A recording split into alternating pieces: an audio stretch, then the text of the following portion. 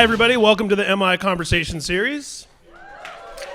I am Ryan J. Downey, and I want to thank, of course, the Musicians Institute, where we are, as well as Loudwire, who helped put this one together, and many more that are coming up soon.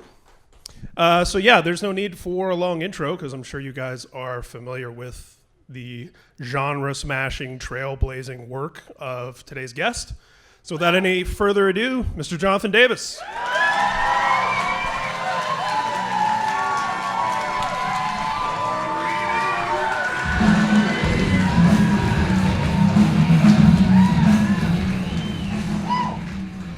What's up, everybody?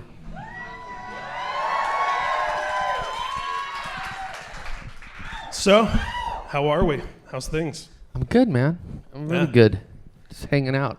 You are knee-deep in promotion and performing and all of that stuff for your solo record, Black Labyrinth. Yeah. How's all that going?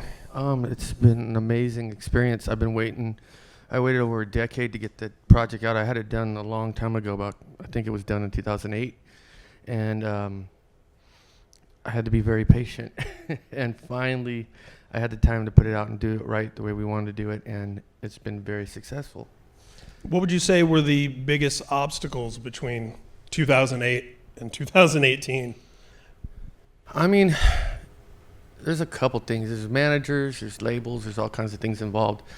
When you're involved, and I've said this in other interviews before, in a machine like Korn, it's a big machine. There's a lot going on. And a lot of people that depend on that, that get paid, don't want to see me going off and doing something else like that because that check stops. So that kind of became apparent to me and all kinds of other things. But now Korn and everything else, we're in a great place with managers, labels, everything else. So Korn took a little time off. We're writing a new record right now, and so it gives me a chance to go out and do what I wanted to do a decade ago. Yeah. And that process now, and I'd be curious to know kind of how it's evolved over the years too. But I would assume that Ed and Monkey and those guys are writing riffs, and then are they sending you stuff, or like how does that? At what point do you sort of dip into the process and start to do your part? Every record's been different. I mean, this record they've been writing over the last 6-7 months, and they'll put songs together and send them to me and see what I think. But then there's times, I just was here last week, where I'll come in and I'll write with them. It just depends, and it depends on the idea.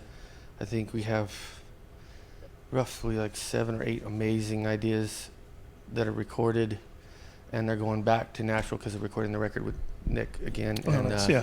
Nick Rescuelens. Yeah, so we're going to go to his studio. They're going to their studio in Nashville and actually record some of the music, and then bring back to my studio in Bakersfield, and that's where I work because I only like working there. So it just depends.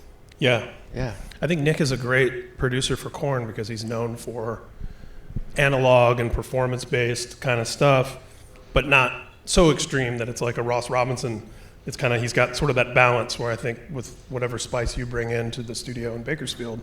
Yeah, I do my thing. This will be our 13th record. I know what I'm doing. So when Nick comes in, I have my mic ready and I go. And it's a song a day, and it's real quick, and I'm in and out. And I've had to do that. I've learned to do that over the years. It's not like it doesn't take me that long. Yeah. So let's go all the way back, as we like to do with this conversation series.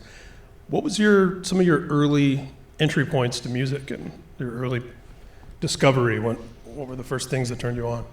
I think the earliest I can remember, trying to think of just the music I heard. It started at a very young age. I remember my parents doing a local production of Jesus Christ Superstar, that musical, when I was very young. And your dad was a musician. I'm sure. Yeah, my dad was a musician. My mother was. They were both in the theater. My mom danced and acted in the plays, and my dad was always in the band, and he also was a touring musician.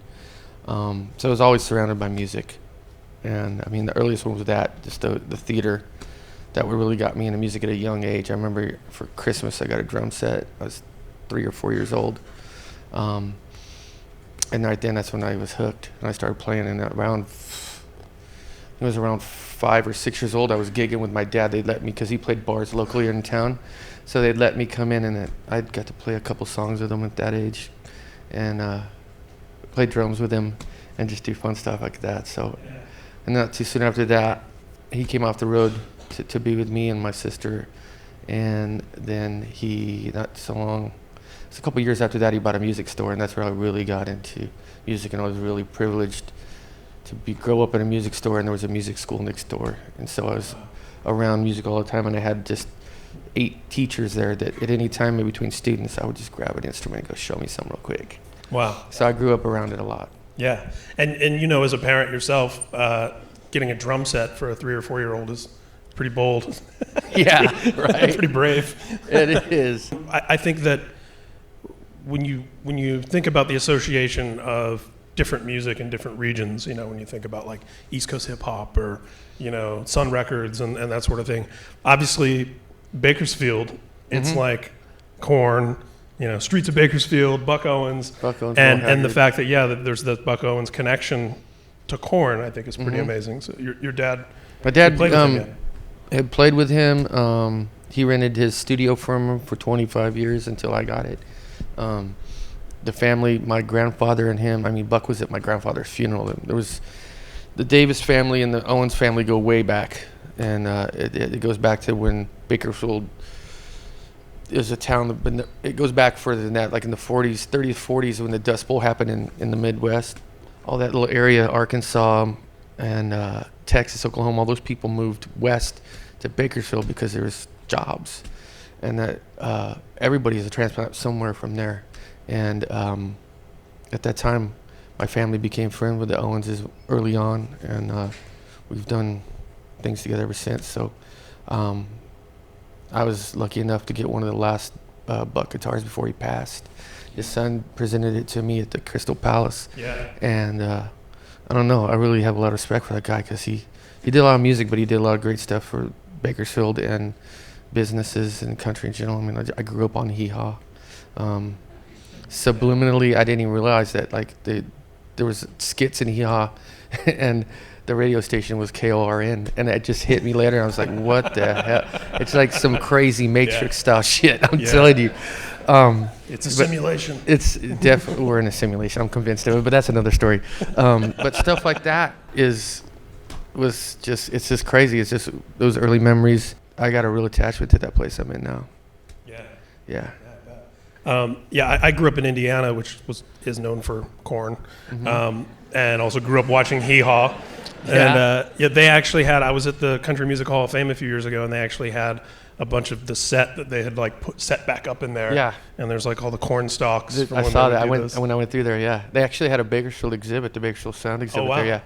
Yeah, there's a lot of history there, the music business from the 50s, 60s, 70s, 80s. There was a lot going on in Bakersfield. A lot of people don't realize the phrase country and western. It's like western is that's your home comes soil. From there. And a lot of people, the Beatles and the Rolling Stones, all of, that whole Bakersfield tic-tacky sound with the harpsichord, all that stuff that was really popular in the late 60s, that all came from Bakersfield. Yeah. So cool. And you know, when you talk to people and they're like, oh, I hate country music, because they think about, you know, whatever like super commercial poppy country that's around now. And I think people were hipper to like Johnny Cash and stuff like that. Yeah.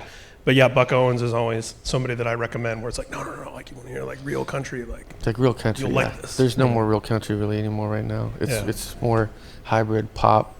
Yeah. Kind of thing, but it's all like good. A hair metal song with a pedal steel. It's weird, what right? It sounds like, yeah. I was at Stagecoach one year, and I was walking around, and I heard, I think it was Sugarland, they were doing a Beyonce song. Yeah. And it was just like, okay, we do this now. Just the sound, that's just what it is. This is country. Now. This is country music now. Yeah. So you mentioned musical theater, which, I think is interesting. We've had Andy Biersack from Black Veil Brides here a few times, and that was a big early thing for him, was Phantom of the Opera. And I was just talking to the singer from the band Ice Nine Kills just a couple days ago, and that came up as his, like, he's like, Michael Myers and Freddie and Phantom of the Opera and Jesus Christ Superstar and Les Miserables. And so I think that's interesting, a lot of guys who end up playing darker, heavier music having that really early influence from I guess theater. It's just something we just relate to and can just I don't know what it is. Something about it that's badass. Yeah. I don't know any other way to do it. The Jesus Christ Superstar at that time in the 70s that came out was so blasphemous. So many people were talking shit about it. It was just, how dare you do something about Jesus like that? Yeah. And all that, but whatever. That's, again, another story. But it was cool that at a young age I recognized that, and I gravitated towards that so much. And then there was other ones like the chorus line and other shit, a funny thing happened way before. Nothing dark. It's just I love seeing the people sing on stage and a band and just all that's cool. And it's big, right? Like the characters and it's real, larger than life. Yeah. It's not some Pro Tools session, bro. It's real. Yeah. I like that you said that actually, because that's a great segue into something that I think Korn is one of the definitive bands that I point to. A lot of times when I find myself in conversations about what do I like, what don't I like, to me it's the through line, the commonality is always authenticity. Mm-hmm. You know, like people that mean it, even if it's not for me. I feel like I can recognize. I'm like, okay, that person's telling the truth as they see it. And Korn is always an example I use, where I'm you know, regardless of whatever bands were influenced by Korn or copied Korn or whatever, you look at that band and that guy, and you know he's working something out up there. Yeah. You know, from all the way back and all the way through. You know, there's something about your art, and I think that people connect to that because it's really visceral in that sense. I think so. Where do you think that comes from? That sort of, what do you think shaped you to view art that way, to see it as a means to express? I don't know how it came about. It's just how I dealt with my problems. It was my only way to deal with things, and was through singing and writing lyrics about it. When I did it, I had no idea people felt the way I felt. I didn't realize until after the first Korn record was done and people started coming up going, you know, what you sang about really helped me and you guys saved my life.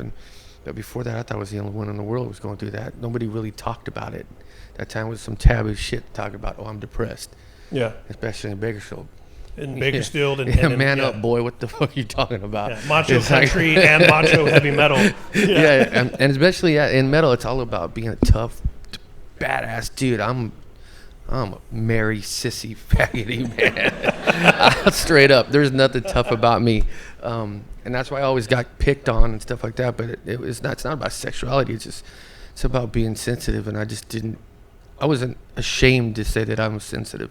I'm not ashamed to say that I cry. I'm not ashamed that I get my feelings hurt over stuff, because those are real emotions. I think people need to deal with those things, and then it wouldn't be so bad. You know, There's a stigma around you got to be a man, and I've always hated. I've always had a problem with that. Yeah. I think I'm more man than any, you know, tough guy, if I can say those things, in my opinion. Yeah. Amen. Thank you. Yeah, and I think, especially, you know, growing up in the generation that we're both of the same generation. In a place like Bakersfield, a place like Indiana, for us to love bands like Duran Duran was not cool. I get kicked in the ass. Yeah. That's not what jocks were listening to. No, hence the song Faggot. You know, I was just considered that because I pegged my pants and wore eyeliner. Yeah. And it was funny because I was living with my dad at the time, and he forbid me from doing that, so I had to sneak. And once I got out of the house and got to school, I'd run to the bathroom and put my eyeliner on and peg my pants and do all this shit. But that's what I was into at that time. But those farm boy dudes were not having it at all, or the jock football players or any of that stuff. And I was picked on just so bad. I had like guidance counselors telling me I was gay, and they're sending me to gay counselors. And I'm just like telling those fools, what the fuck? I'm telling you I'm straight. Oh, but you need to go and see this. It's like, the fuck is going on? I don't know what's going on. So it was just that weird mentality at that time. And I don't know. I mean, I'm glad that everyone's a lot more open about things like that. But who even gives a fuck if I was gay or doing it? I mean, why is it an issue at that time? But and to deprogram you, or deprogram you. But this was the mid to late '80s, so it was different. Yeah. It was a different time, different world. Absolutely. Yeah, and to think how kind of arch conservative that era was, you know, PMRC and all that sort of stuff was happening at that time. And central, most of California, other than the West Coast cities and stuff, were pretty hardcore conservative still. Yeah. And they still look and they still judge and they still do that. But a lot of things have changed, and people have a lot more outlets than I did at that time. For sure. And we were talking before we came out here about, you made the comment that music was your world. Mm-hmm. And I'm sure a lot of people here identify with that. I know I do. Talk to me a little bit about that and that sort of immersiveness, how it's your life, it's your lifestyle. Everything to me was my escape. I'd come home from school, I'd grab my vinyl, because that's what we had, cassette tapes and vinyl, and I'd throw it on, and I'd throw my headphones on, I'd just slip away. And it was a way I would just be pulled out of my body, so I didn't have to think about the problems that were going on in my life at that time. And it really did save my life, and I got really into that kind of music at the time. For me, it was all the new romantic stuff, and more of like, I started going to more industrial, got really into the Chicago wax tracker of music with Skinny Puppy and Doubting Tom, was all these bands from Wax Tracks at that time. And then I got into an LA band here it was really, really cool called Christian Death, and that was more goth stuff, I really liked them, and that's how I would escape. Now, I throw on and I listen to music and I play video games. It's even more intense. I really can't have time to think about anything, and I still do that to this day. Yeah. I have a serious gaming problem, but that's my Prozac, man. That's my therapy, all that. I go and I do that, and I have 3 beautiful sons, 2 of them play games with me all day long, and it's fun. And we take breaks, but that's how it's replaced it. But in those early years is when all you had is a record player, and you'd walk in your room and you'd grab the vinyl this big, and you'd look at those liner notes, and you'd sit it on the turntable, and you'd sit there, and you'd watch it. There was like a whole ritual. It was really cool. We didn't have the internet. We didn't have it. I feel like an old fuck right now, but I'm sorry. No, for real. We didn't have that shit. There was none of that. We had a piece of vinyl, the liner notes, and a magazine. You'd have to go to the store and pick them. That's the only thing that we had to keep us going. There's some really cool magic going on there, because you didn't have all this information at your fingertips. You had to make half the shit up in your head, and it was really, really cool. Yeah. And and when I was telling you back there, I fucking hate social media. I think it's the devil. It's made everybody so like, okay, I heard this, now what next? Everyone has no attention span or any of that stuff. There's no kind of like trying to guess in what's going on with that artist or any kind of really cool mystique about him. So, but those are some of the best memories of my life for music. We're doing that. That was really a magic time. Yeah, and you had to work a lot harder to know things. Yeah, and it made you cooler when you're hanging out with other people. When you were talking about music, like you were badass if you knew all the shit about a band. Yeah. And we'd talk and you'd try to one-up each other on liner notes or this and that. That's what we do. God, I feel fucking old. But that's how we really fucking, remember, what I'm talking about. We grew up the same era. You'd sit and talk about bands, and did you know this person did that? And you know about this? Yeah. Oh, I didn't know. I got to go check that out. Get that magazine. I'd send in the shit you'd send in to get the band T-shirts or the cool little merch things at the end, or you get the magazines with those little acetate discs you could listen. Mm-hmm. Remember that shit? There's so much cool shit back then. Yeah, there was a really great essay the comedian Patton Oswalt wrote for Wired magazine a few years ago, where he was talking about how, once upon a time, he used the example of Blade Runner.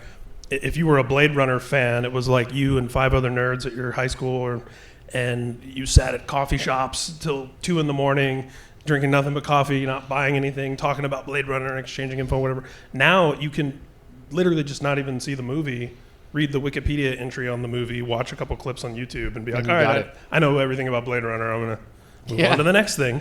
Yeah. And it's a blessing and a curse, right? Because it's like there's a lot that's obviously awesome and empowering about it, but so much that's lost in the. It really is, but I mean, guess we got to roll with the sign of time, with the times, man. It's just how it is now. So, try to do cool things and keep ahead of the curve. So what you're saying is we're not going to see you eating breakfast on Instagram anytime soon. I love it. Yeah. That's fucking ridiculous. Right. Yeah. Yeah. I look at that shit and I look at these people that do that shit constantly. I'm like, why? Yeah. It's insane. And you try to imagine like Randy Rhoads or Kurt Cobain or somebody it's like just that insane. Like, doing that. It's crazy to think it got there. I'm also curious. Imagery has been a part of your whole thing. You know, whether it's obviously the HR guy, Giger mic stand, and you know, working in film and going back to Queen of the Damned and stuff like that.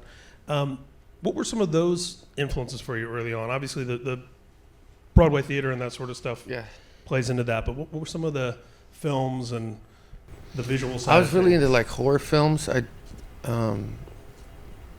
On the weekends when I go hang out at my mom's house and stuff, we go to the video store and we go rent videos. And I was really into horror films and sci-fi films. So I really got into that young. That's what led me into becoming a coroner's assistant back in the day when I did autopsies, because I loved horror films so much. It was something about being scared and just that dark vibe. I've always been, the darker side of things inspire me other than the happier things. I mean, I have tons of happy shit in my life, and I think it's great, but the dark things are what inspire me to write music. That's my go-to to get it out.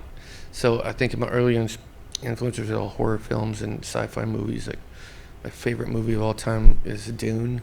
I know people trip out. David Lynch Dune. That David Lynch Dune. I know he hates that movie, I heard, and didn't even talk about it, but I loved it. I loved the whole story of it.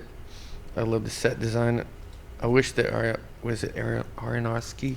The Alejandro Jodorowsky. I would have loved to see it. Actually, that could have You seen that documentary? Yeah, I saw the documentary, and that's just amazing. But Giger, the guy who created Alien, and Salvador Dali was going to be the Bernhardt. Orson Welles. Pink Floyd was going to do the score, and so stuff like that really inspired me early on. Yeah, and that led to so many. From Star Wars, all these different things that got inspired by this movie that never even happened. Yeah. And then, and I've read a bunch of stories about David Lynch ended up with Dune after turning down Return of the Jedi.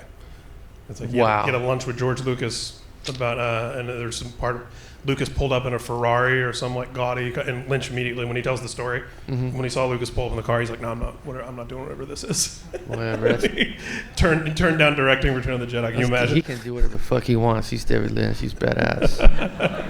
Yeah, Dune. What were some of the horror flicks that were big for you?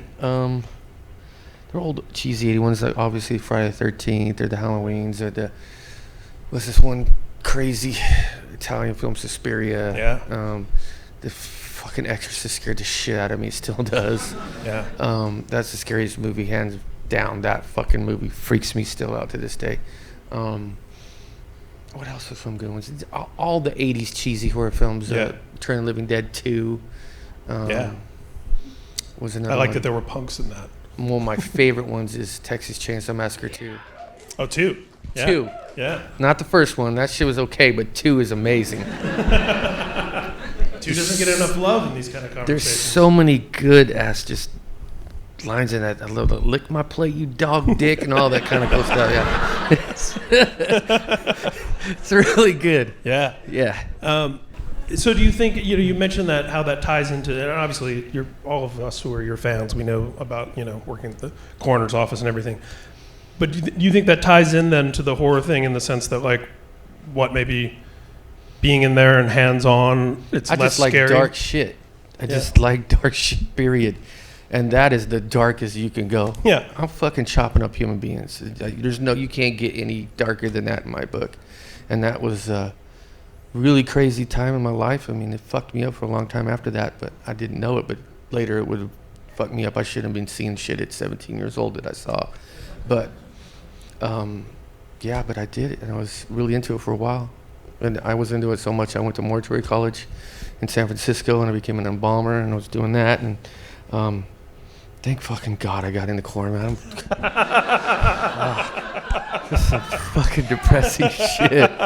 It was very sad. I mean, every day I was dealing with just poor people losing their loved ones, and in the funeral business, it's you see it more. And when I was just working as an autopsy assistant, and the more doing autopsies, it's me, some stiffs, and a doctor. That's it. And that was I could deal with. But when you actually see the families and stuff like that, it started to get to me. And then when I was young doing autopsy, I was autopsying kids and stuff like that. So it was it was bad. I'm glad I got out of it. But I mean, I'm glad I did it. It got me to where I'm at now. But I saw a lot of really crazy shit. I did. Yeah. Yeah. Yeah, I would imagine that you can have some sort of disassociation if it's No, you make like, jokes. You got to make fun of it. Right. Everything was a fucking joke. like when you Or see you like go cop insane. movies where they're like Yeah, homicide dude. detectives. They're joking Oh, they have about to. it. You Yeah. have to joke. You'll go insane. Yeah. You're seeing someone's little 5-year-old laying on a table. It's fucking heavy, but you got to joke about it, or you'll go nuts. Yeah. I really give I'm real respectful. I mean, elderly people come in, but it's just the majority of people that came in when you do an autopsy are people that died young, or for some reason we don't know why they're dead. So it's always tragedies. Yeah. Yeah. I think that's getting lost these days too, in terms of speech, because I personally feel that music, like the music you make, a lot of the films and stuff we're talking about, jokes in an environment like that, comedy, these are ways that we process and deal with a lot of this Yeah, stuff. so you don't go crazy. You got to make If fun we're of not it. allowed to do that, then things are going to be a lot worse. Yeah, You know. I agree. Yeah. So I want to skip ahead a little bit because, and we're going to have an opportunity for you guys to ask questions, of course. And I think we're all pretty familiar with the early days of Korn and on the records and everything. I wanted to ask about that transition into scoring Okay. and sort of what the differences are and the strengths and weaknesses and what you get out of each experience. Kind of Okay. juxtaposing Okay. what you do in a rock band versus what you do for movies. So talk about scoring and then talk about Kind of compare and contrast. compare. Yeah. There's no comparison. Well, there you go. There's none. I mean, writing a rock tune is pretty simple. You got a formula. Writing a score is fucking hard. It's not an easy task. You got to look at the film and try to pull out an emotion the director's trying to convey and do it within certain times and hit these certain things and make it all line up. There's no verse, chorus, or that. Yeah. You're just creating something to bring out these emotions or accentuate a certain scene or something like that. So the reason I like doing it so much is because it was so challenging. And my first one was with Queen of the Damned, and I was lucky that I had Richard Gibbs with me because that's what he does. And so I became a student, and I just watched. And I'll never forget the first day I went in there, and he threw up a cue, and he's all like, play something you think that will work with this, and I did, and he said, I can see that you get it, but we got to work on some stuff here, and I just watched what he did. When we did Queen of the Damned, I wrote the songs for Lestat's band, Right. and then we took the actual melody lines that I sang and from the songs and turned that into the score. So it was really cool to do that, and we did that all first before the movie was shot. We did the songs. So that project took 2 years of my life. Yeah, that was my next question. Because you have to write the songs for the band and for Lestat's band to be able to perform songs. Yeah. But then when you're doing the score, you need a mostly finished movie to. Yeah, like well, you said. they just keep sending us reels, and then we'd score as they would send us reels what they were editing. And do you run into things where you guys are really happy with the part? And we're then happy with the and part, then they're and like, they we do changed this whole scene. Yeah, we got a new edit. Here, do this Man. again. It's frustrating. And then it's something you really like, and they go, no, we don't like it, and you got to change it. And I'm looking at the director like, fuck you, motherfucker. Yeah. Because I'm not used to someone telling me, Right. no, I don't like that. I'll be honest. Y'all you want a can't do single? that. Yeah, exactly. Fuck you. I'm going to do this. All of us in the court like that. We're just very hard-headed. We're going to do it our way or no way. But Yeah. I had to learn how to just, I'm being hired to do this, and it's the director's the boss. And so we got to do it like that. So it was a really cool experience once we got it all done. Actually, when I was doing that when we were doing the Untouchables album. I actually had 2 studios going at the same time. I'd run in to do vocals for Untouchables, and then run into the other room, and was recording the other artists that were on the soundtrack because my label were dickheads and would let me put my wouldn't let you voice. be- yeah. And I begged them, and I told them I was doing it. They're like, "Oh yeah, it'll be fine." And at the last minute, they said no.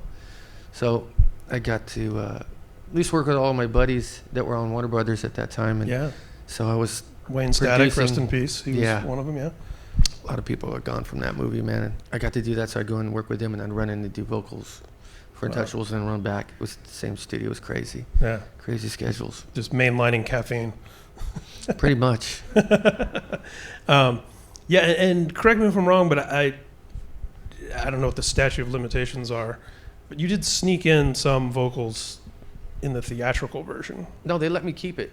They In let me there, keep my voice but in just theatrical, not on the but not the actual soundtrack. Gotcha. Yeah. It's like, why? What? That makes no sense to me. It makes no sense. Exactly.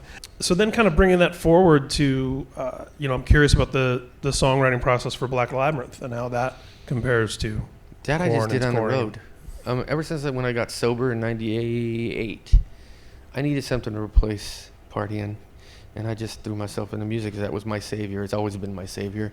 So again, it saved my ass. And I had my laptop. Well, it started out, you couldn't use a laptop then. So it was in '98, I had my own bus and I gutted it and I had a whole studio in there. And it was the whole one side of the bus. They ripped out the couches, everything. We put racks in there. I rolled around in that bus for a couple years with my studio. And I wrote every night. And then once technology got a little bit better, it all fit on a laptop.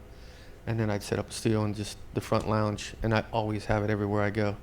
So after the shows, I'd get done doing a show, and then I can't sleep after a show. I'm not going to sleep until, I'm a vampire. I'm up all night, and I sleep most of the day. So after the show, I'm all pumped up. I run on my bus, and I start writing. I write every night. I got so many songs, so much material. But that was like my therapy, keep me going. Instead of partying and doing shit, I'm just writing music. Yeah. So with Black Labyrinth, I wrote most of it in Europe. Yeah, I had the guy that played bass for me, Miles Mosley, when I did my SFA tour, he came out with me and we wrote a lot. And then I wrote when I got home, and it was just over the whole year. And then after I came off tour, we recorded it at our studio. I had the old music grinder at the time, that studio, and we went in there, and I had Ray. Ray had just gotten a band. And that was his first game. Ray, who plays on that, plays in Korn, obviously, and has history here with MI. He told me to tell everyone here that he taught for 10 years. Ooh.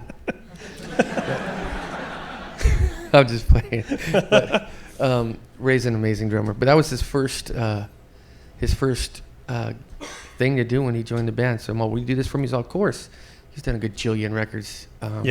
So he went in. I used to see him with Metal Shop, the band that's Steel Panther. So I had fun working with him because first thing I did was took all his cymbals.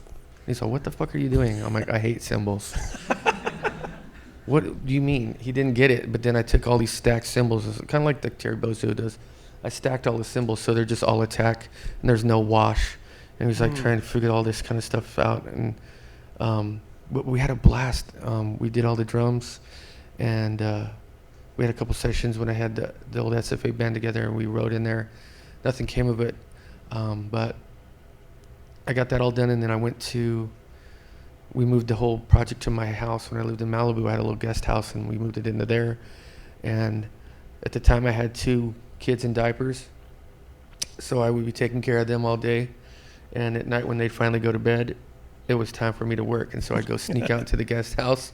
And I think one of these videos I put out, you'll see a baby monitor in the corner there. I was there listening for them if they get up. Awesome. So I'd run out there and do my thing, and I would take care of them while I was home, because that was the deal. Because when I was out on the road, so my old lady would take care of them when I was on the road. So when I get home, it's your turn, motherfucker. Bye. So all right, cool. Going out. All right. So that's why I always do that. So I'd sit out there in that guest house, and we'd finish the whole record there. That's awesome. And it got signed on a major label, and the guy that signed me bailed. Well, that never happens. I've never heard that story. Right. And then the guy that was supposed to produce it, he became the label's president, and he didn't have time. And it was excuse after excuse, and I just said, can I have my record back, please? And they're like, sure, here.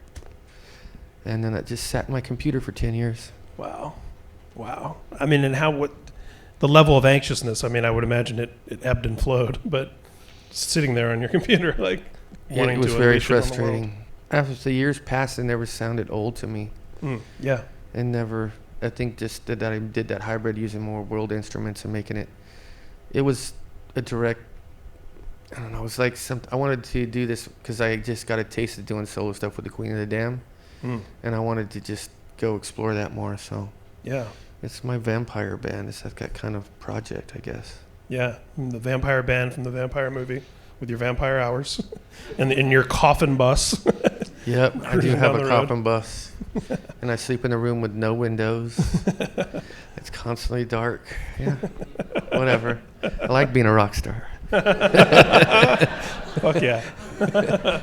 Yeah, so I've seen a few interviews recently where you're it's funny now to say already, knowing that this first record's been in the wings for so long. Yeah. But you've been talking about doing another solo record. Yeah, I'm already working on stuff, writing. I got my studio in Bakersfield. I'm there half the time.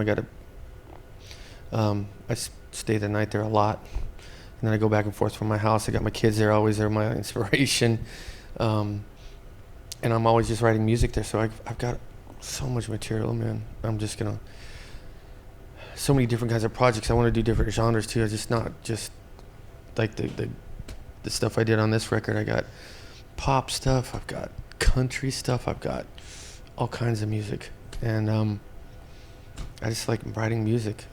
I get bored just doing one thing. I got to just keep popping around. And I'm not classically trained at all. I mean, I took lessons. It's basically to understand how the instrument works, but everything for me has been by ear, and that's how I've always worked.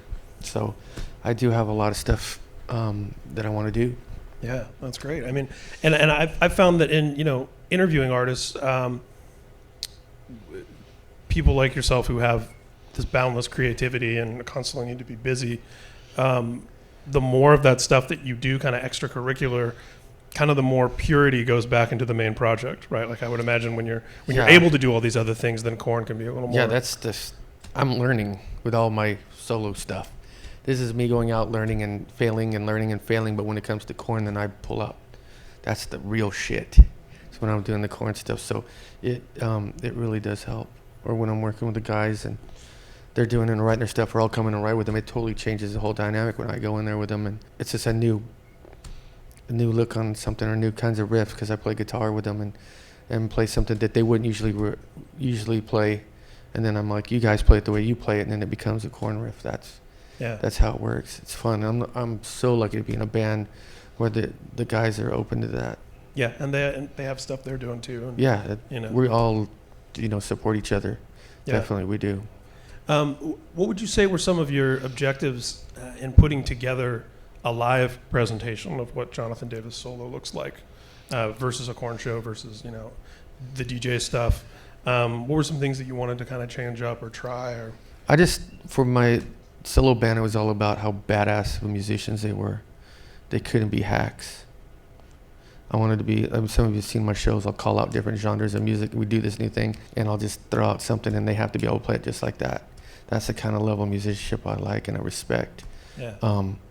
Not saying that my bandmates in Korn suck, because they don't. They're amazing, but it's a different vibe I like. I mean, the drummer taught here for 10 years. Yeah, he's the best drummer ever. The best drum teacher ever. No. But having Ray, I mean, I can tell him to do anything. He just does it like that. And so he grabbed me 2 cats from Nashville, Chris and Brian, and they're amazing. And then on my last band, I had this kid Zeph, who played with Peter Gabriel, who played violin, and he's an amazing violinist, and he played guitar and stuff like that. Played keys. So these guys were all really, really good. I do miss my original band, but people break off and go do things. Miles, the bass player, has got his own career. He's doing great. He's touring. Shankar bailed and moved back to India, and he's doing his own thing.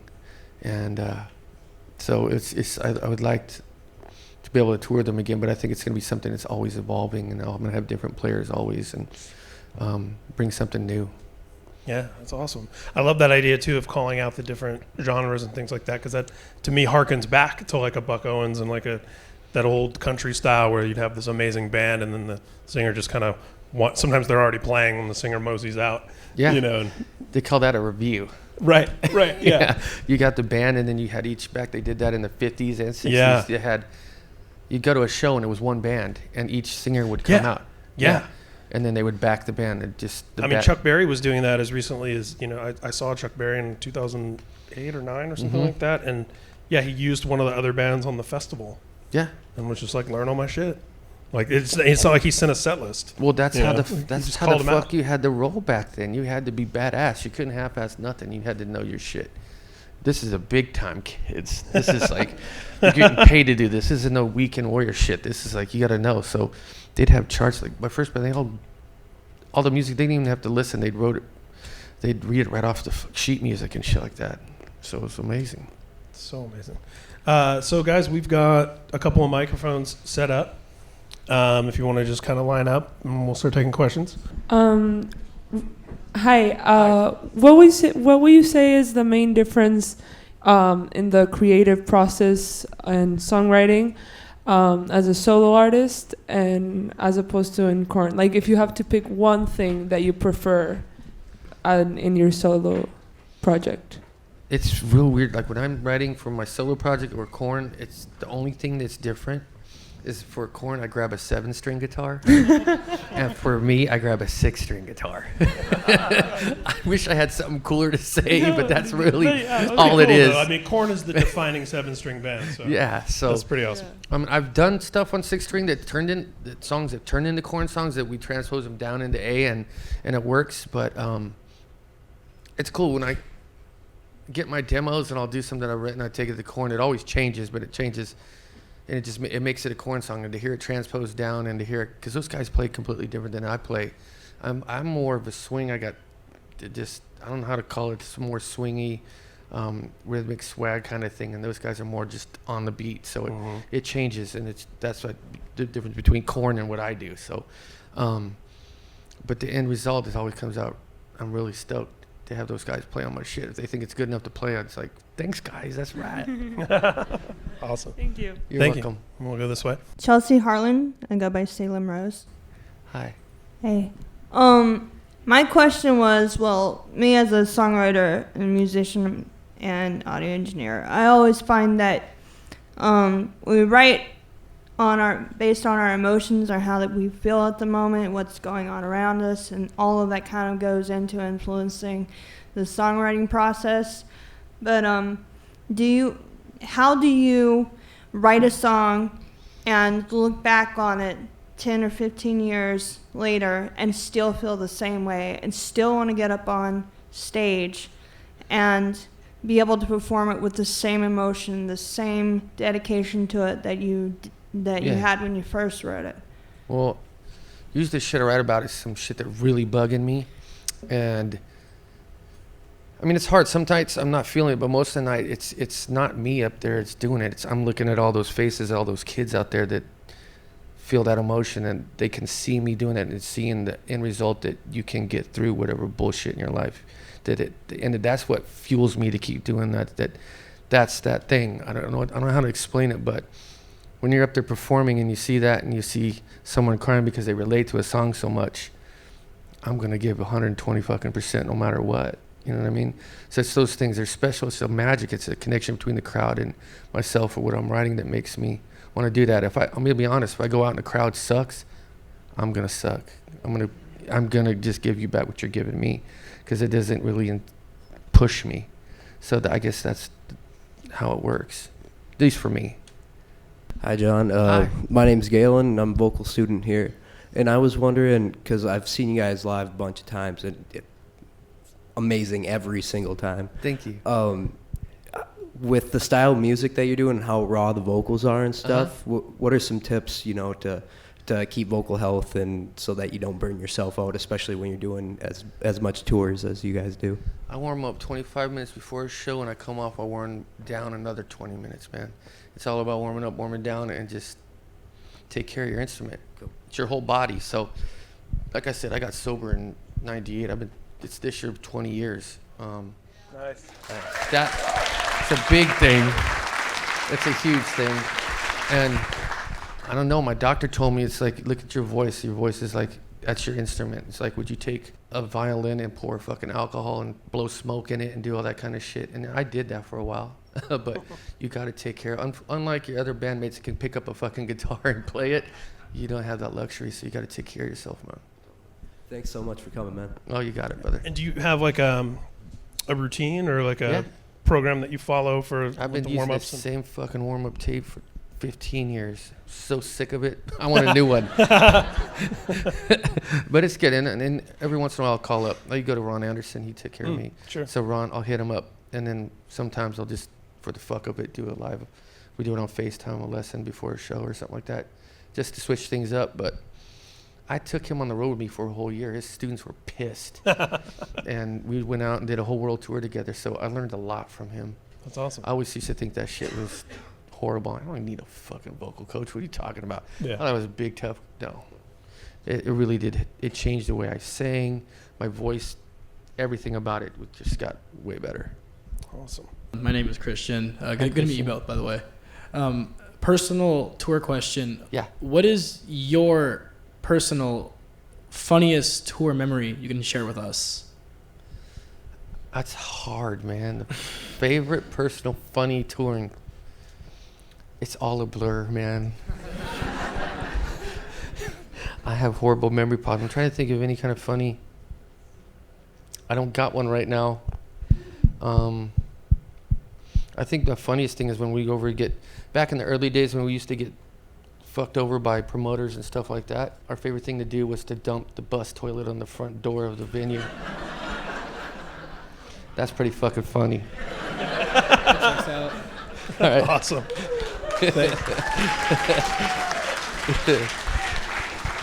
Yes, sir. Hi, I'm Mikey. I'm from Australia. Hi, Mikey. Hey, I live here. I didn't commute for this. Okay, I was like, You had that one in your back pocket. I like it. that's amazing. I do comedy, and I think that art is like a real important tool for like self-discovery. Mm-hmm. And in your song, what it is, you kind of deal with a bit like about being scared to face yourself. Right.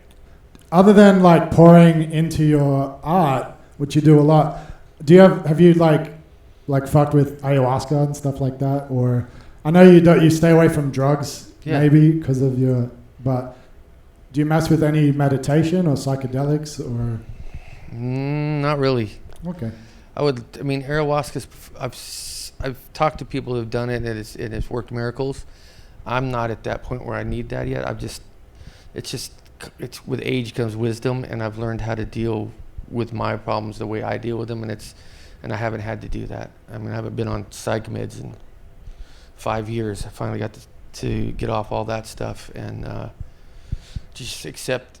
That song is what really did it. It wraps up everything. The moment you fucking accept everything that's going on in your life for what it is, and throw away all, well, what if I can do this? Or that just accept it and face it, the quicker you'll feel better. Yeah. Not to say for everybody. Depression and shit like that's a real fucking disease. It really is, and some people really do need medication. But a lot of that shit, we just pile on ourselves because we're trying to fix shit that we don't want to deal with. So I learned a lot, and that song just came out, man. That's some magic shit. I know I channel it from somewhere else, and that just comes with age and wisdom, I guess. That's awesome. Thanks, man. You're welcome, Yeah. brother. Good. Very good. Yes, sir. So, my name's Jonathan too. I'm seeing you Good guys at fucking the name. Palladium. And good Possessed and King Diamond badges, Oh, too. thank you. I'm seeing you guys at the Palladium in September. Oh, right on. And I have a question. As you were doing your first solo show, like stepping out on stage, doing your first live show, what was going through your head? I was saying, oh shit, oh my god, fucking, oh my god, am I doing this? I was so nervous, but as soon as I get on the stage and that first note's hit and I gotta sing, I go somewhere else. I can't tell you what I'm feeling. It's just that vibe. You've seen me play. I don't think I'm there, honestly. But everybody deals with nerves differently. I just turn off, pretty much. But before that, it is fucking intense. I ain't gonna lie. You're welcome. Awesome. And afterwards, you're staying up all night writing more music. Well, yeah. It's crazy. Hi, Jonathan. Hi, I'm Rick. Eric. Hi, Rick. I had a question. With such a long career of like making fantastic music that means so much to me, what are your goals now in this part of your career? To keep making music. I don't know. I'm blessed to be able to do this. I'm, my late 40s, going to be in my late 40s next year, and I'm just happy to keep doing this and be able to help people and see people come to the show and have a good time. That's why we do entertainment. I always call us musicians modern day wizards. We create something from nothing. It is definitely magic. And to have that magic and to touch somebody in a positive way or even a negative, fucking just any kind of emotion, feel that. I'm blessed to be able to do that for so long. So that's my goal, is to be able to do this shit until I got one dreadlock and I'm fucking in a wheelchair. Thank you. Yes, sir. Hey, how's it going, Jonathan? My name's How are you? Anthony. Hey, Hi, Anthony. Thanks. We're coming up to 20 years now with Follow the Leader. Yeah. And it's been an awesome album. And one thing that's been catching my ear, do you guys record that on tape? Because I feel like I hear overlay, like you guys are recording over something you guys already recorded in between tracks. I've always heard that, so I don't know if you guys did that intentionally. It's a mess up. You guys snuck it in. I mean, you guys had a hidden track, but I always hear noises in between, and it's laughter, it's instruments, and I can't even tell you which specific tracks because it's there. There was shit always there, shit going on. I'm trying to think. I'm pretty sure we did that on tape. I think the first record we did not using tape was Untouchables. And that's when we set up with Beinhorn, and that was a crazy fucking record. We set up every kind of known media known to record. And that was the very first, Untouchables was the very first 96K recording at that time. We had to call up the clock manufacturer ArdSync and see if they could make a 96K clock for the system. And Pro Tools wasn't even 96K at that time. We had to use Nuendo or some crazy shit. But I believe we did use tape on that. Okay. Definitely. Yeah, because it just sounded messy, like in the background. Like, did they intentionally do that? Dude, we were always partying and just. I remember when I did Follow the Leader, I had you can see in some of the videos that are out there, I had this huge living room set up in the main room there, and I was out of my fucking mind. That record made me turn sober pretty much. I was out of my mind on just everything. So I refused to sing until I got dope. I refused to sing unless there was a party around me. I was living my dream, and I'm glad it stopped because I would be dead. But you probably hear just some bullshit going on in the background because I insisted I needed that to get my performance or whatever. Thank you. You're welcome. Living the dream just before it slides into a nightmare. Oh, yes, sir. Hello, John. My name is Eric Aguilar. I was just wondering, you guys are going to be eligible for the Rock and Roll Hall of Fame soon. Yes. And I was just wondering, yes. What are your thoughts on that? And are you excited to go in? Because as a fan, I am. But what are your thoughts on the whole? I mean, I'm not one of those artists. bureaucracy of it? I'm not one of those artists that's not gonna fucking lie to you and say that's fucking cool as fuck to get in there. When you get a Grammy or you get any kind of fucking award, it is cool to me to be recognized for something like that. Hopefully we get. I mean, I know there's other bands, way more bands that deserve to be in there, and that's right now. They haven't been in there yet, but shit, if it happens, I'm gonna be stoked. Me too. Definitely. I'm gonna be partying like a motherfucker. It makes me happy to hear you say that kind of thing. Cause Oh yeah, man. I mean, that's just Thank I you. know. I think artists that say that shit are just trying to be cool or something. I don't know. When you get an award, it's fucking dope. It really is. Thank you. Cool. Thank you. You're welcome. Yeah. Sweet. Yes, sir. My name's Mason. Hi, Mason. I'm curious, throughout your whole career, whether with Korn or your solo stuff or anything, when you felt that you kind of grew the most as a musician. You know what, man? I don't know. I think I'm still continually growing. I always try to learn something new every day. I take what I do, being a musician, very seriously, and I don't think I'm the best that I can be ever. I always hang out at studios. I got my studios when I have engineers coming. I'm learning how to engineer. I learn how to engineer. I'm learning about everything about the fucking music business except the fucking business part because that's bullshit. I like the art side of it, so I'm always constantly learning. I think it's just been one work in progress, honestly. The older you get, the more you know. And I'm teaching my sons now, so tomorrow I have a session with my middle child. He wants to be a rapper now. How do you feel about that? I think it's fucking awesome. I'm gonna let him do his shit, and his big brother's writing the tracks for him. So I got them. It's really fucking cool. So we're gonna be doing that tomorrow. But it's just like about passing that knowledge on and just really learning. I'm passionate about music. It's the thing that's kept me alive this long. So I'm not gonna turn my back on it. I want to learn more and more as much as I possibly can. And you're one of the few dads in the world that can go, oh, you want to be a rapper? I did a song with Ice Cube. Yeah. And not. That's true. Yes, sir.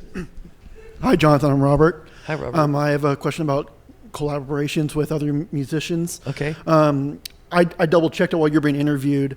About 3 years ago, tad over 3 years ago, Marilyn Manson did Ask Me Anything on Reddit, and he said that you guys were supposed to do a collab or some sort of thing. Did that happen, or is it still going to happen? I got to get his ass out to Oildale and do this shit with him. We talk about it all the time. We're gonna do this weird like country hybrid goth kind of fucking thing. So it's gonna be odd. Let's just put it that way. However many of us there are in here is you'll sell at least that many. I mean, I like pushing We're all envelope. excited. It'll be some. It's not gonna suck. Let's just put it that way. Yeah. Awesome. I'm down for it. Right on. Hi, Jonathan. Hi. I'm Haoling from China. Oh, right on, man. I just want to ask, what's the experience like? What does it feel like when you're like letting bands like Baby Metal open up for your tour? I mean, that's fucking cool. I like seeing all the new up-and-coming bands and they open up for us, or I see them at shows. It takes me back to when I was one of those bands, and just seeing how naive and green they are, and learning all the ropes. It's a fun thing to watch, and I'm happy for all those bands that open up for us. So I get to watch their careers grow. It's a cool feeling. I was there one time, and it takes work, and it's not fun all the time. So I like it. What is your advice for a young musician who just wants to make music? What's my advice? Yeah. You're here, man. Just learn as much as you can. Play from your heart, and don't take no for an answer. And if it's in the cards, it's in the cards. If it's not, no one can take that music away from you. It's always going to be yours. Thank you. There you go.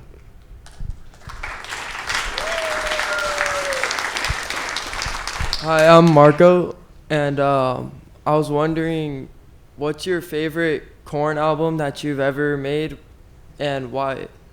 My favorite Korn album is Untouchables, hands down. The way it was made, we did it. It was the first 96K recording. I mean, it took fucking damn near a month just to put mics on the drum kit. Everything was done. It was done with Michael Beinhorn. He's a dear friend of mine. I love him, but he takes forever, and he hears shit that is just not fucking there. But at the end, the end product was amazing, and I wish people could hear. We did this super audio recording with the master when we mixed it. We'd put it on this super audio Sony format, and that just even is more intense. I just hung out with Beinhorn, and he sent me the board mixes back when we did vocals at the Village, and they're so much thicker and heavier. Shit just happens when it gets converted and all this shit. But that record it's gonna always be my favorite.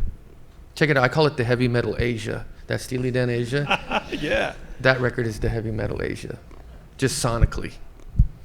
All right, thank you. And You're by the way, welcome. you're my favorite band. Oh, dude, thank you. Awesome. Go over this way. Hi, I'm Charlena. Hi, Charlena. Hi. I want to personally thank you for Haters because I know the impact that had. You know, I mean, Yeah. I cannot watch that video. I can't hear that song without crying. Yeah, I got a couple of those. Yeah, it is, and I was hoping maybe you could do some more stuff like that because it really did. You touch a lot of people. Yeah, obviously you were talking about how you thought nobody felt like you. Yeah. And then you got up there and did it, and the wave that took. I mean, I've been with you from day one. Thank you, and darling. it's just like. I don't try to do those on purpose. Those are just come when they come. Those Yeah. kind of things. That's one thing when I write my lyrics or do what I do. I don't try and hit okay, I got this formula, it's successful, I'm gonna milk the fuck out of it. It's just those songs come once. That was Faggot 2.0, I think, is Hater. And maybe I'll get another one in my career, but maybe I won't. Yes, sir. Austin Gross from Iowa. I was wondering what member of the band you had the deepest friendship with over the course of 25 years. 25 years, each one of those motherfuckers are my brother. So it's just like asking, who's your favorite brother? We all have different relationships or interests from different things. those 4 guys are like, I'm spend a lot of time with them, so I can't, like, it's like, who's my favorite kid? I can't fucking answer that. You know what I mean? I have the longest relationship with Fieldy. Me and him grew up together as kids. My dad and his dad played in bands together in Bakersfield. So there's that relationship, but I love each one the same. It's like they're family. I can't choose my favorite. Can you rate your top 5 or your first? No, can you rate the first 5 albums you made in order from like least to worst? Least to worst. I can say I love all of them. My least favorite Korn record is Take a Look in the Mirror, because I think that was a fucking reaction to Untouchables, because we spent 2.5 years making that record, and we wanted to do something quick and raw, and we said, fuck having a record producer. We can do this shit by ourselves, and failed miserably. But I mean, it's a good record, but that's my least favorite. My favorite is Untouchables, probably the second favorite. Yeah, that's my favorite. Path Totality, a lot of people didn't like that record, or they liked it.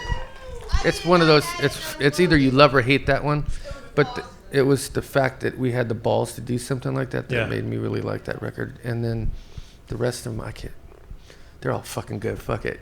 There you go. I love it, man. Thank you, man. I think that's a really interesting point. You know, you meant talking about the path of totality, because, you know, with art, whether it's records, obviously, film, things like that, you know, something like David Lynch's Dune, it's like when you take those big chances, like that's the exciting stuff. You know, even if it falls on its face, or some people hate it, or the polarizing stuff that's like you love it or you hate it, or, you know, that to me, like when you stop taking risks, and like you said, you challenge yourself, scoring Queen of the Damned, you challenge yourself making this solo record. Do that. If you're not when you scared, stop doing that, what's the point? You know? Yeah, when you're not scared, that's how I gauge it. It's like I remember when we wrote "Got the Life," we were all scared, like there's some gay ass disco beat over this, and like just talking all this shit between us, but we liked it, and we were scared to put it out, and we were scared what people were gonna think, but that was pushing us forward, doing something different.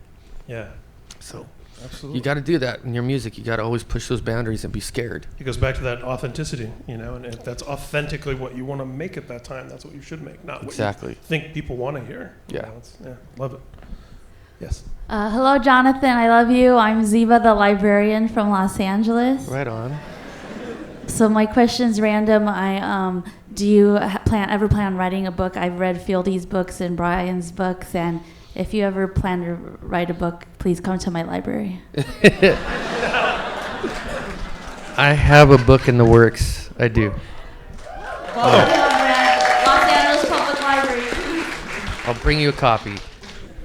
Does the book have, without spoiler territory, is there any particular themes? Is it a memoir? Is it? It's fiction and nonfiction, so let's leave it at that. Interesting.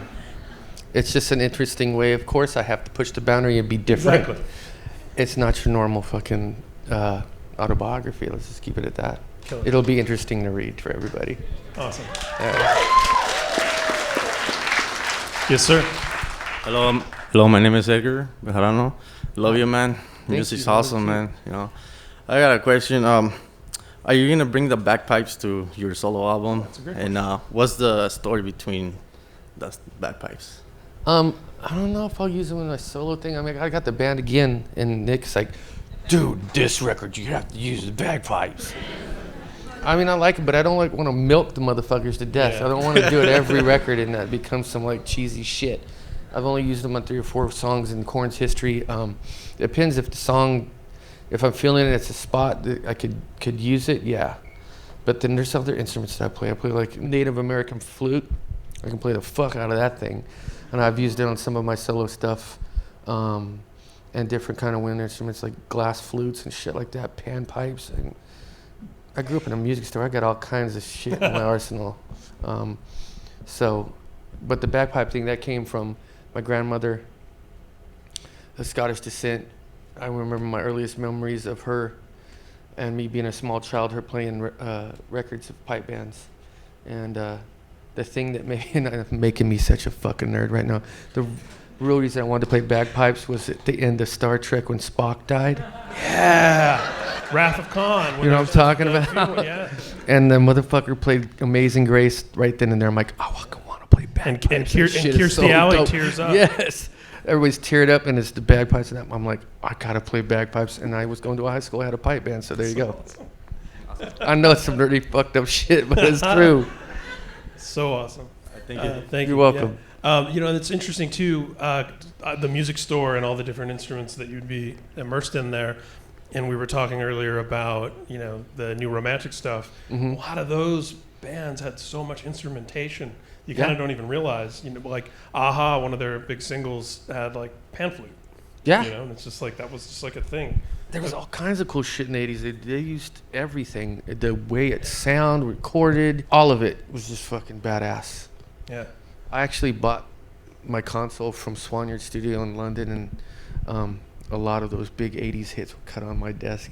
I loved it that much. Yeah. I like to have that 80s juju and just the sound of those desks. And here, getting into the nerd audio stuff, but I love that whole, the 80s, that decade of music for everything. It just wasn't new wave. It was rock. Everything was amazing. I agree. It's my favorite decade. So many fucking different styles of music. Yeah. It was so good.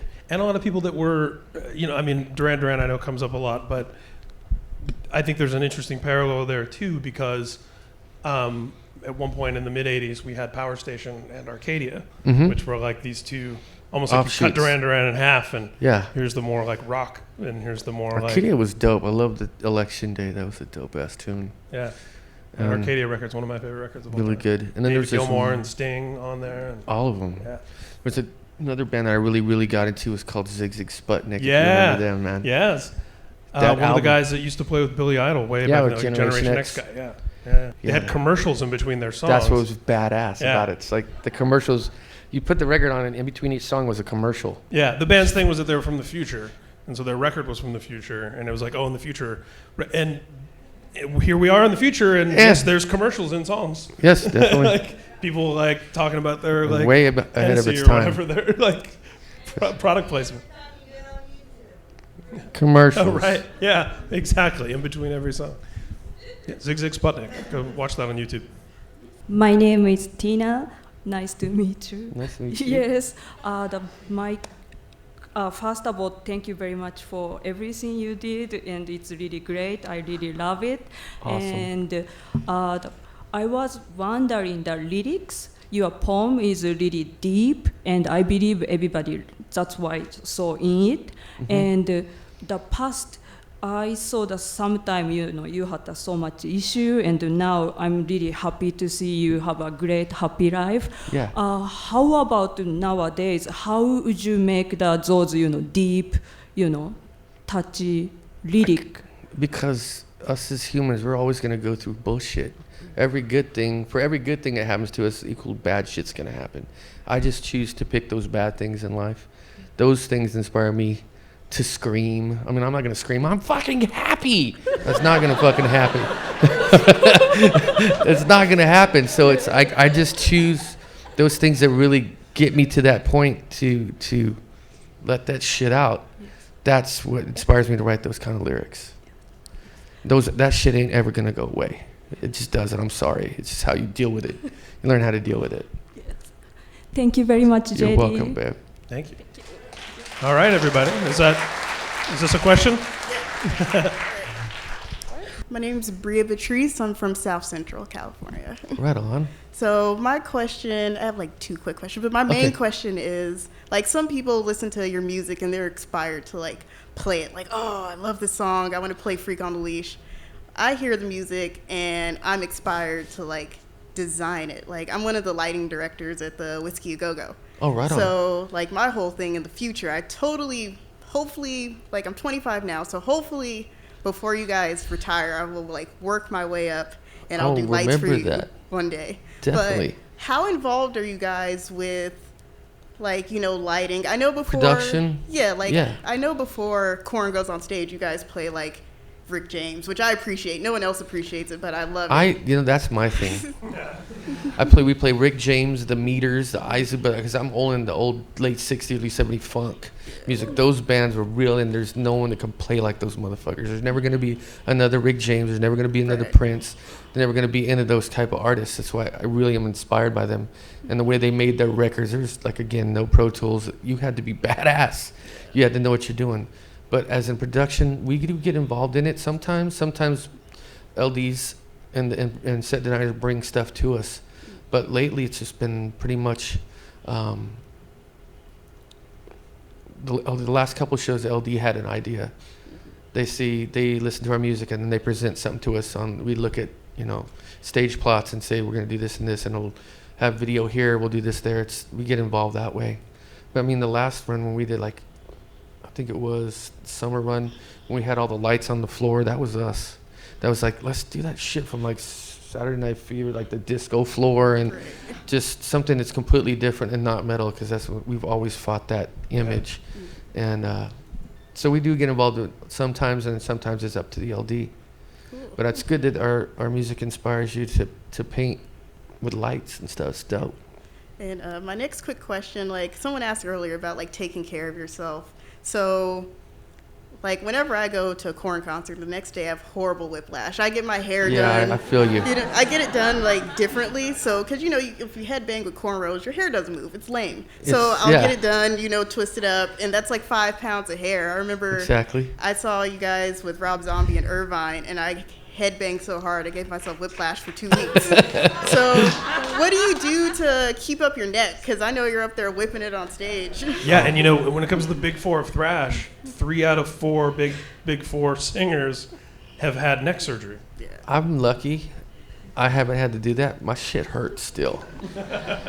But I bring a physical therapist on the road with me. I got a guy with me that works on me all fucking day to get me ready for the show. It's like I'm getting older, so I need a fucking body tech. So I literally, an hour before I go on, they're doing this thing called the hammer. Yeah. It's called a deep muscle simulator, and he's just pounding out all this shit on my muscles, and I get stim packs, so I have to get these electrodes on my neck and all this shit, and they shock me for fucking 45 minutes. And I'm doing exercises and stretches and all this shit, and then after the show I got to do that again, because whatever the fucking lactic acid in my muscles, they pound all that shit out so I'm not sore. I mean, it's a job. I miss the days when I just used to get drunk, go up there, play my show, and pass out. It was fucking amazing, but I can't do that no more. So you got to take care of yourself. I want to do this shit seriously until I cannot do it anymore. I want to be like Ozzy, 70 years old up there fucking rocking. That's sick. Yeah. Thank you. You're welcome. Awesome. Well, guys, that is a perfect note to end on. So thank you so much for coming out to this. We actually just confirmed a really cool, very legendary artist for next month that we'll be announcing soon. So be sure to check out all the socials and website and everything for MI. And thanks for coming out and hanging out with Jonathan.